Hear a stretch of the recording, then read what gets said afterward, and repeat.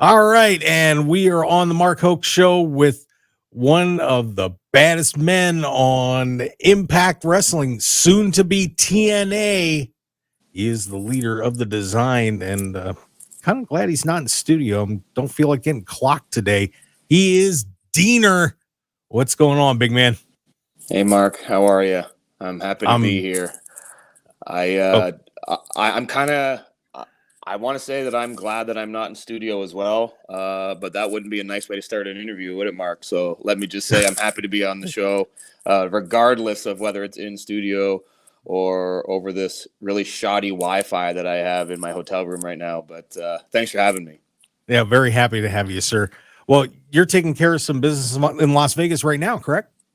That's right. I'm currently doing some appearances at some boys and girls clubs and inspiring the kids, telling them a little bit about my journey in professional wrestling with the hopes of inspiring them and letting them know that whatever dreams they might have, they can accomplish their goals. It's a program we have with TNA Impact. It's called Making an Impact. So I go into some boys and girls clubs, youth groups, kind of share my story, encourage the kids, inspire the kids, take pictures with them, and give them free tickets to some shows. Some kids that would maybe never get to go to a wrestling show before get to come to watch TNA wrestling.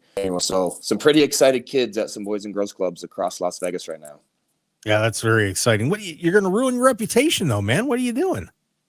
Hey, well, I mean, it's okay. I mean, I've been doing this for 23 years, so my reputation I could care less about at this point. I'm an open book. You can think of me what you want to think of me, good or bad or different. I don't care. I got thick skin. 23 years of being give me thick skin, Mark. Boy, I'll tell you, and it has been a heck of a journey from all the indie days in Canada to this amazing road in TNA, and and seeing the journey that you've been on over the years. I mean, from the Cody Diener and all the things that you did up in Canada, man, what a ride it's been for you. It's kind of surreal for me, honestly, when I look back on my career and the things that I've done. At sometimes it feels like I've been doing this for 50 years. I mean, my body tells me I've been doing this for a long time, right? But in other ways, it's like it's just gone by in a blink of an eye. So for me to even just be sitting here with you, telling you that I've been doing this for 23 years it's very surreal, but I don't take it for granted. I take each day as a blessing in this business because I love professional wrestling more than anything. I've wanted to do it ever since I was 5 years old. So I consider myself very, very fortunate and very, very blessed man.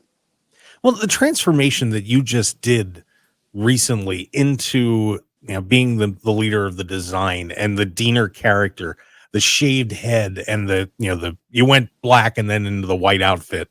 That was a very big change for you. What brought that on? Opportunity. I mean, timing is everything in professional wrestling.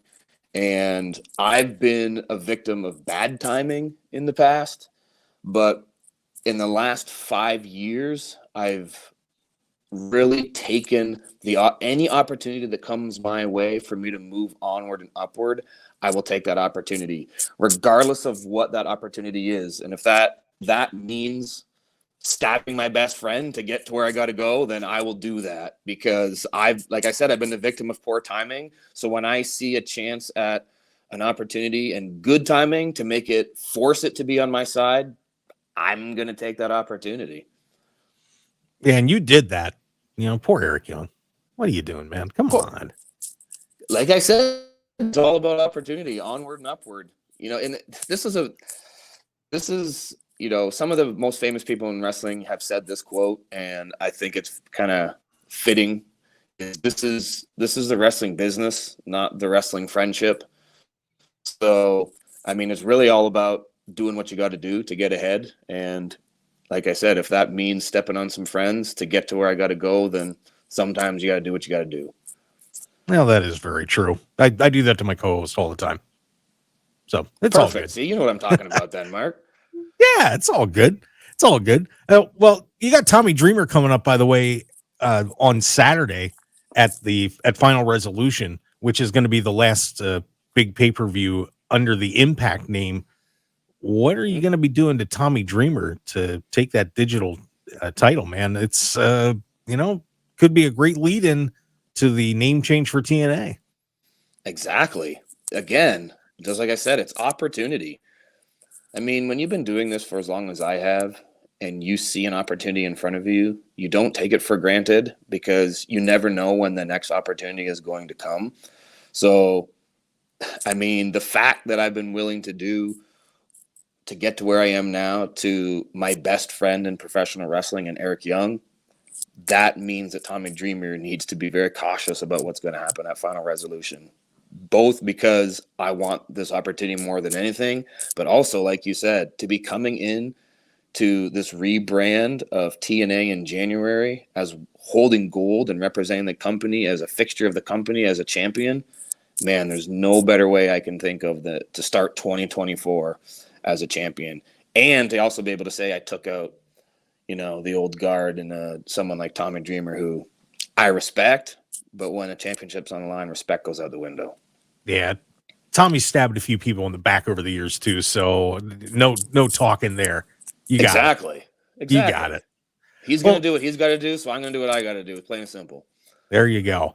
Well, of course, the TNA rebrand, a lot of people are excited about it. We've been hearing a lot of stories as well about the morale is up at Impact, and with the TNA rebranding, it's been the talk of the wrestling world that you guys are making that switch, and you have been there for a long, long time. We talked to Josh Alexander about making this move as well. What does this mean to all of you, especially the guys that have been there and the ladies that have been there for such a long time, to switching from Impact back to TNA? I think it means a lot of different things to different people. I mean, to me, I couldn't be any more excited. I also think that it means a lot that you're saying it's raising morale in the locker room, because the morale was already at a 10. There's never been a morale problem in Impact. It's one thing that I actually say in all the interviews. It's like a family. So the fact that the morale is even higher than it was before, and I mean, now we're cranked up to 11. We were already at a 10, and now we're at 11. But like what it means is something different to every person. For myself, I mean, I was in TNA in 2009. I was in the original TNA, and to be a part of it again,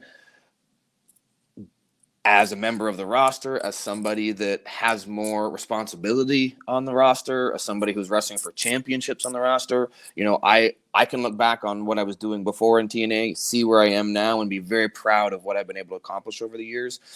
So to be a part of it again, at the ground floor as we do this rebrand in January, it means a lot.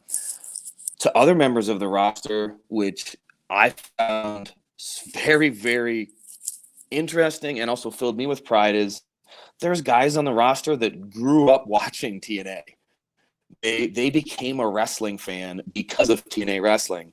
And now the fact that they can wear it with a badge of honor and say, hey, I am a TNA wrestler, it means the world to them. So like I said, it's this wide spectrum of what it means, but whatever it means to each roster, it's a very positive thing. And I'm super excited. I think this was a awesome idea. It was awesome timing. And like you said, the wrestling world is on fire, the buzz, all because of three simple words. Or three simple letters, TNA. These three simple letters still have a profound effect in the professional wrestling business. And the world's going to see why they have such a positive effect in the wrestling business in January at Hard to Kill. And of course, we're on the Mark Hoke Show with Diener, and of course, a longtime staple with Impact Wrestling, as we're going to be getting ready to host him here in Las Vegas for Hard to Kill, coming up here on January 13th at the Palms Casino Resort. And of course, that's going to be at 8 p.m. And of course, we've also got Snake Eyes on that Sunday as well at 4:30 Pacific time, also at the Palms. That's going to be a great weekend. Of course, got a couple big matches lined up so far, as Alex Shelley's going to be defending it'll be the TNA championship against Moose, right. And Trinity is going to be taking on Jordan Grace for the Knockouts Championship as well. What should everybody be expecting as we get ready to roll into Las Vegas with TNA here at the Palms? I think they need to expect the unexpected. Nobody does pay-per-view like Impact Wrestling. That's something that I've been saying for the last number of years. Every single pay-per-view or Impact Plus special or live event or taping that Impact does, nobody does it and does a live experience like Impact did. Now we're cranking it up here with the TNA rebrand, so it's going to be even more over the top. So like I said, I think what you can expect come Hard to Kill and come Snake Eyes is expect to see something that you weren't expecting to see. I'll just leave it at that, Mark. You can let your imagination run away with itself, and we'll see what surprises we have in store come January with TNA Wrestling. Well, what are we going to expect for the design? I mean, you guys have been kind of bouncing around, you and Con, and Angel's just left, and you're beating everybody up. I mean, and you guys look like some couple of pretty badass guys, but we're kind of wondering what's happening with you. What's up? Hey, like I said, I'm a leader. I've always been a leader, but right now I have the chance to show the world that I'm a leader. So sometimes leaders need to take responsibility for things, take things into their own hands, and throw the rule book out the window and take advantage of an opportunity. We started the conversation talking about opportunity.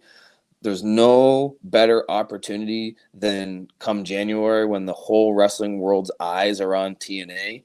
Well, that means that the eyes of the wrestling world are going to be on the design too. So again, as a leader, I'm not going to give you my game plan here, Mark. I'm not going to let you know what's going to happen. But what I kill, come on, come on. I mean, no captain of any team is going to tell you what the game plan is. But I am going to tell you that what you are expecting to see might not be what you see. So we got some surprises in store, both from myself as a leader of the design and as TNA Wrestling as a whole. Fair enough. Well, now I know you got some other things going on outside of wrestling too. You're doing that podcast, which a lot of people are really enjoying. Tell everybody a little bit about the podcast and how did you get into starting to, do your own show? Oh, thanks for asking me about that, Mark. I appreciate that. Yeah, it's called Wrestling is Life is Wrestling. And I've been actually traveling all across North America as a professional speaker for pretty much the last decade. I go into schools, I go into youth groups, and very much like the Boys and Girls Clubs, I go into schools, I do conferences, and I share my story and my journey, which has a lot of ups and downs. And I've learned a lot of lessons in my life as a professional wrestler. And I started, as I was talking to other wrestlers, I was always surprised that every wrestler I talked to, kind of the ups and downs in their journeys and the unique lessons that they've learned in their life. And I thought, you know what? I want to do this podcast form. I love podcasts. I love podcasts that motivate people and inspire people, but I also love wrestling podcasts. So I decided I want to do something a little bit different with a wrestling podcast. Talk to my friends, talk to successful professional wrestlers, but dig deep into their successes and failures and the life lessons they've learned along the way, and really dig into that and get to know the real people behind the characters that these folks see on TV and what lessons they've learned in their journey. Because one thing that I know is that all the lessons I've learned in wrestling apply to everyday life. And also everyday life is a lot closer to professional wrestling than most people realize. So I talk about how those two things commingle and all the lessons that people learn along the way. I've been enjoying it very, very much. I had Alexander, just like you did recently on your show, and on mine, and we really digged deep into his journey and his life lessons. And it's awesome. It's something that I've gotten nothing but positive praise from listeners, and it's been a wonderful experience, and it's something that I've enjoyed dipping my toe in. And I'm going to keep doing that. I'm already, I'm over 20 episodes in, so I'm almost at a half year point already. So time's flying by when you're having fun. Absolutely. And well, we're going to have a lot of fun with you when we get to see you on January 13th and 14th at the Palms. I promise I'll try to be good. I won't be too mean up there in the stands. I can't speak for my co-host David Difference or anybody else who will be coming with me, but I'll be nice. I will. Well, maybe. Hey, Mark, if you make sure that railing, that barrier stays a barrier for you, because if you try to break that barrier in any way, especially with me and Con at ringside, you better watch, or I will be coming in studio to have another one of these. Uh-oh. Well, maybe you should come into the studio on the 14th. Is there. I'd be happy to come in again, and maybe I'll bring some muscle with me. Maybe I'll have to bring Con along with me, and we can do this again. But we'll do it in studio. Hey, fair enough. Done. Book it. That sounds great. Let's All book right. it. Done. All right, Diener. Hey, thank you for coming on the show. We do appreciate it. Have a great time out with the Boys and Girls Clubs in Vegas the next couple of days, and we'll see you at the Palms on the 13th and 14th. Thanks, Mark. I appreciate you having me. Yeah, thank you.